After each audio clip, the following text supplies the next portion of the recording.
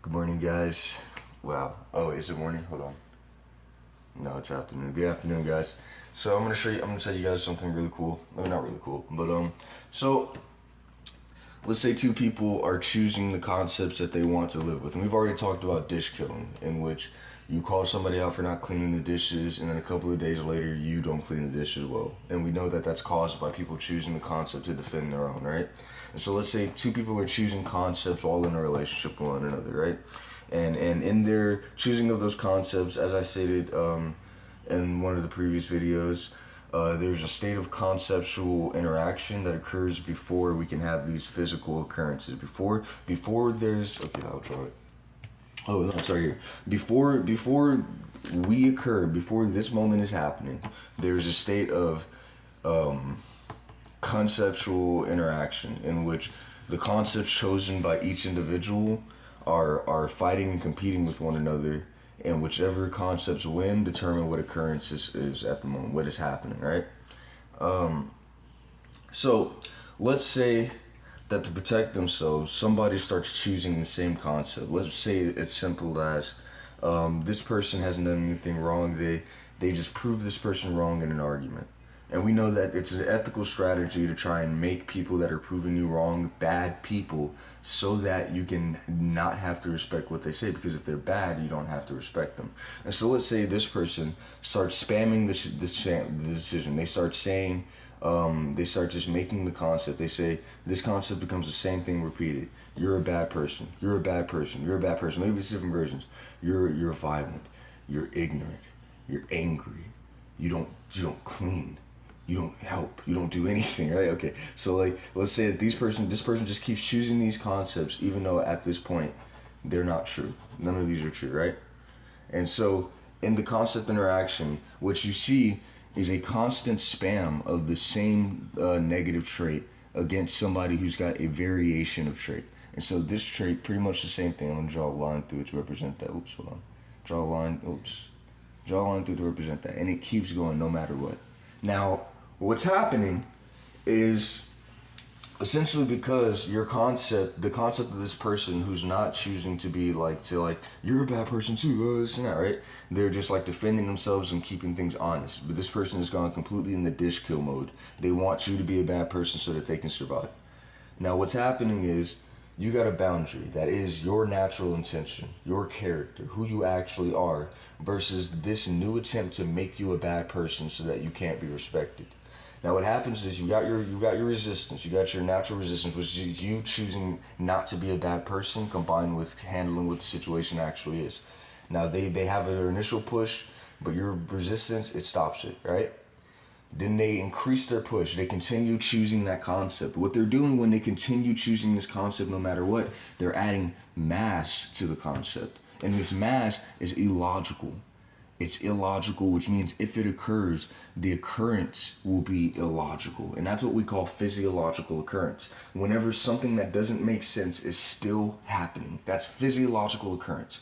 So they add mass to that occurrence, and now them saying you're a bad person is increased. And so your boundaries, because you're not paying attention, because you don't know this is what this is yet, starts to get more pressured. What you are starts to get more pressure, right? They're pushing more pressure, right? And then they keep going. And now we're at a point in which we have a random success. There's something called error probability, which is what creates difficulty in life, in which error probability is the likelihood for your choice of concept to fail. Error probability is in the sense where you're making choices, right? And these are your choices. Error probability is how likely it is for your choices to just fail to occur for no reason, just because of the condition of error probability, right? And so with error probability comes success probability. And so success probability is the same thing. How likely it is your choices are to succeed, right? And so as a result, the more that they put this concept in of you being a bad person, of you making a mistake, of you giving them something that they can say, no, this happened and that's all that matters. This happened and that's the scene. That's all. They keep this, and what it does is it creates a higher success probability for this choice, for this chosen concept to compete with another person. And so what happens is, and in the sense of like probability and lottery and chance, eventually there's a success. There's a success of this attempt to make you a bad person. Boom. One of your concepts is killed. Maybe a couple of your concepts is killed because the mass has gotten heavier, which has caused the success of illogical occurrence. Boom. Now your boundary, all these boundaries, now they snap. And at the snap, because it is the snapping of a boundary that keeps you together, there is a large amount of energy being released. And this is often why, at the random success of this continued pressing of this, you're a bad person, leave me alone, you're a bad person, there's often an explosive reaction. And this is where I think a lot of domestic violence comes from. This is where I think a lot of arguments, a lot of fucked up things that happen, this is where I think it all comes from. This is where I think the source of it is.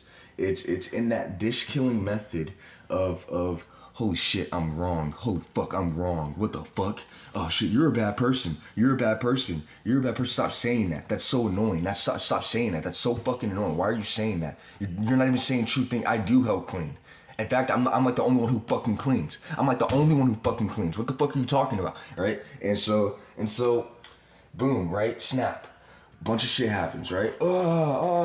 Now occurrence is a mess. And now what happens is that because that occurrence occurred, because that physiological occurrence occurs, there are now a bunch of new scenes. And remember what I said about G-cabbing. New scenes that can now be taken and chosen, gone into, right?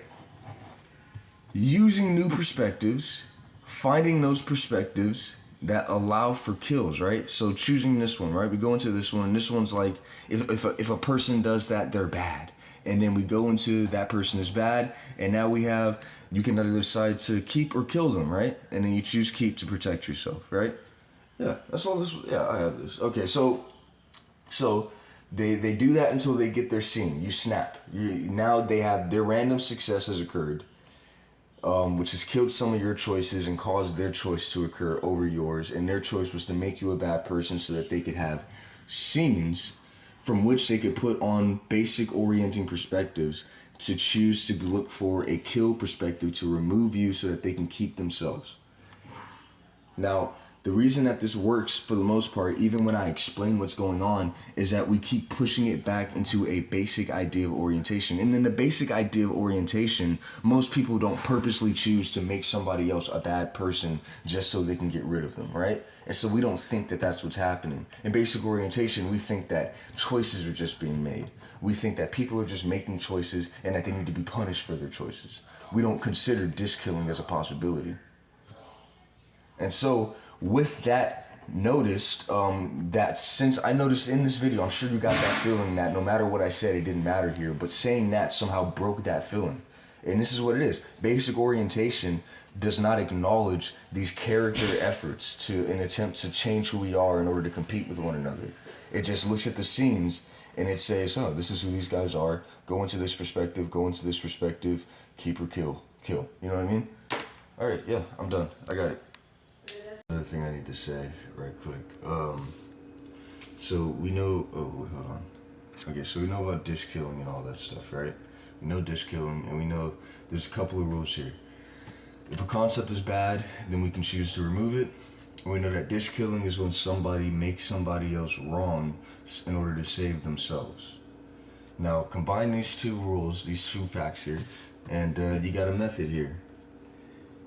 If people being bad gets them removed, and you can spam a concept until they're bad or until a scene occurs that you can perceive as bad, then you can remove them. All you need is to know this method and to have a target. Have a target.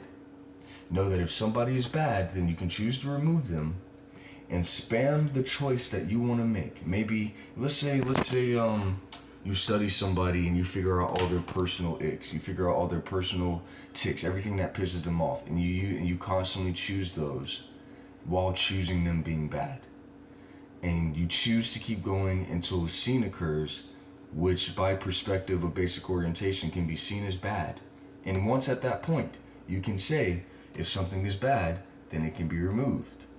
And so, as adults who understand what's going on, we can say that this entire structure, hold on, I'm just gonna wrap it up, is bad. We can say this entire structure is bad and therefore needs to be removed. All right.